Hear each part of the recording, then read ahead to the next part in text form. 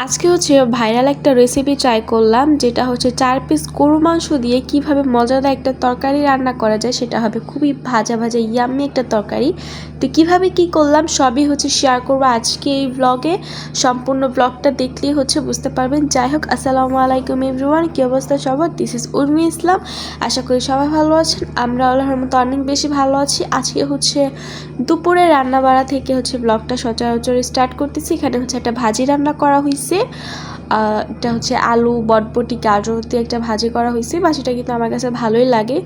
যাই হোক, এখানে হচ্ছে আমি 4 পিস যে গরু মাংস ভাইরাল রেসিপি ট্রাই করবো, সেখানে এর জন্য আমি হচ্ছে 4 পিস গরু মাংস নিয়েছি। যেখানে আমি ভালো করে ওই মাংসগুলো আর কি থেতো করে নিয়েছি, কোনো মশলা ছাড়া আগেই থেতো করে নিয়ে তারপর হচ্ছে এখানে মানে গরু মাংসে যে আইটেমগুলো লাগে সেগুলো হচ্ছে আমি খুব সামান্য পরিমাণে দিব। সামান্য পরিমাণ বলতে যে যতটুকু মাংস দেবে আর কি ততটুকু, যেহেতু এখানে আমি 4 পিস মাংস নিচ্ছি তো সেই অনুযায়ী হচ্ছে আমার মশলা দিতে হবে। এখানে আমি আদা রসুন জিরা বাটা, তারপর হচ্ছে একটু স্পাইসি করার জন্য একটু বেশি ঝাল দিছি, তো ঝাল হলুদ, তারপর হইতেছে এখানে পেঁয়াজ, তারপর যে আস্ত 2টা রসুন, এখানে আমরা 3টা ইউজ করছি 3জন খাওয়ার জন্য আর কি। তো 3টা রসুন আর হইতেছে এখানে সামান্য তেল, তারপর তেজপাতা, এলাচ, দারচিনি, তারপর আরও অনেক কিছু টুকটাক মানে দিয়ে ভালো করে এখন মাখিয়ে নিতে হবে। মাখানের মধ্যে হইতেছে টেস্ট যা পাওয়া যাবে। যাই হোক, এটা একেবারে মানে সবাই সচরাচর এই কথাটা বলে যে মাখানোর মধ্যেই নাকি টেস্ট আসে। তো এইটাই দেখি কেমন টেস্ট আসে, আর ট্রাই করলাম যে আমার কাছে কেমন লাগছে সেটা হচ্ছে আপনাদের সাথে শেয়ার করব। তো এখানে হইতেছে সিদ্ধ করার জন্য তো বেশি সময় লাগবে না, যেহেতু মাংসগুলোকে আমি থেতো করে নিছি।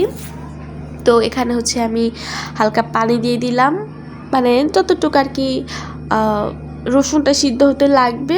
তারপর হচ্ছে আমি এখানে আলু দিব, ছোটো ছোটো করে আলু কাটতে হবে, মানে ভুঁড়ির যে আলুটা আছে না, তো মানে সেই রকম আর কি সেই সাইজের কেটে নিতে হবে। সেখানে আমি একটা বলক ওঠার পরে আমি এখানে আলুগুলো দিয়ে দিচ্ছি। তারপর এখন এটা সিদ্ধ হওয়ার জন্য আমি এখানে কিছুক্ষণ অপেক্ষা করব। যেহেতু মাংসগুলা থেতো করছি, সিদ্ধ হতে কিন্তু টাইম লাগবে না, সেটা বারবার বলতেছি। এর জন্য কম পরিমাণে পানি দিতে হবে।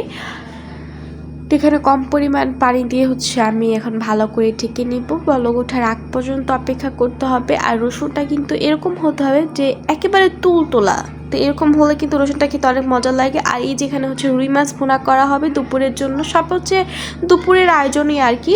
তো দুপুরের জন্য এখানে আমি মাখিয়ে রাখছি, এগুলো ভেজে তারপর হচ্ছে ভুনা করা হবে। টমেটো দিয়ে ভুনা করা হবে। রুই মাছ কিন্তু টমেটো দিয়ে ভুনা খেতে অনেক বেশি মজা লাগে। আর যাই হোক, তো ওইটা হয়ে গেছে। আমার মাংসটা বলক এসে পড়ছে, মানে সব কিছু মোটামুটি সিদ্ধ হয়ে গেছে। মোটামুটি বলতে ভালোই সিদ্ধ হয়েছে। রসুনটা একেবারে তুলতুলো হয়েছে, তারপর হচ্ছে আলুগুলা সিদ্ধ হয়েছে, ঝোলটাও টান করে ফেলছি, শুকায় ফেলছি একেবারে। আর এই যে এখানে হতেছে পাশে একটা প্যানে হচ্ছে আমি তেল দিছি, তারপর হতেছে রসুন কুচি আর 2-1টা হচ্ছে শুকনো মরিচ দিতে হবে, আর অল্প হচ্ছে পেঁয়াজ দিতে হবে। এগুলো ভালো করে ভেজে নিতে হবে। চাইলে এখানে 5 ফোড়ন দেওয়া যায়, তো এটা স্কিপ করছি। তো এটা হচ্ছে ভালো করে এখন ভেজে নিতে হবে। এখানে কিন্তু তেলটা একটু বেশি পরিমাণে দিতে হবে, যেহেতু হচ্ছে মাংসটা আর কি ঝোড়া মাংসের টাইপের হবে। তো এখানে তেলটা আর কি একটু বেশি দিতে হবে, তাহলে খেতে মজা লাগে।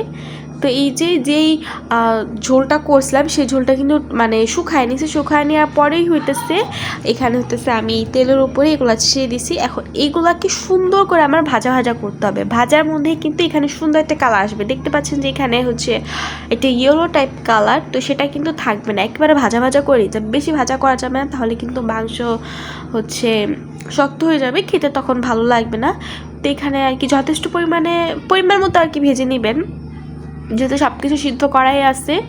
তো এখানে পরিমাণ মতো আর কি ভেজে নিতে হবে। আর পাশে হচ্ছে আমি রুই মাছের জন্য আর কি সব প্রিপারেশন করতেছিলাম, ওইটা শেষ প্রায়। এই যে মাছও ভাজা শেষ আমার।